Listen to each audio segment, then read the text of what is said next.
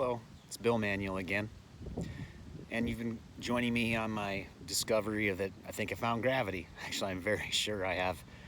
And one of the things that leads me to believe this is other things just are falling into place like crazy. Now, this is going to be a little more speculative, but bear with me. I'm going to talk about time first and relative holographic horizons. Let's say we have two particles, A and B, and they're separated in 3D space by 10 billion light years. Now, holographically, these particles are smeared equally, or actually encoded equally, across the entire horizon. If you sample a part of the horizon, you'll find a part of that particle anywhere you look, A and B, even though they're 8 billion light years apart. Every particle is adjacent to every other particle.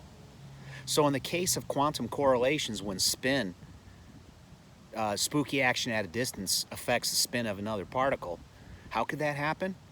Well, on the holographic horizon, since everything is equally smeared, since everything's adjacent, that's a clue. And also, since the particles are entangled, they now have the same wave function where they share the same quantum space.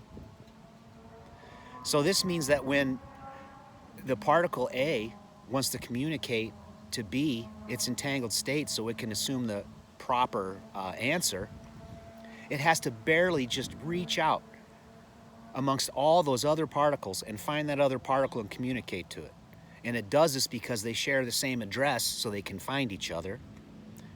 And then they take that tiniest step all over the entire horizon, and then it's projected as a wormhole into 3D space.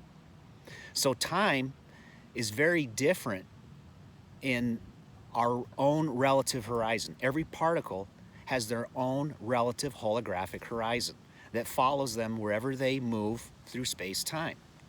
So that's the correlational aspect of the universe, where there really isn't much space.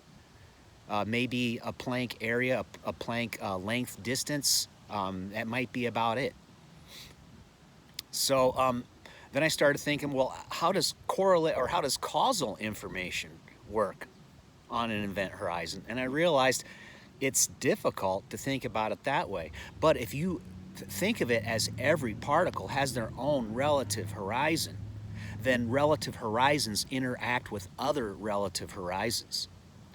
I'm talking to my phone right now. It's got its own relative horizon, slightly offset from mine, but it's a sphere-like structure. And then I have me that also has its own horizon, and it's the interaction between these two horizons encoding the information, and this is what gives us the emergence of special relativity. As you start moving faster, you start encoding with more and more relative holographic horizons, which compresses length and causes time dilation. So it really makes sense that causal information is from the interaction of relative holographic horizons.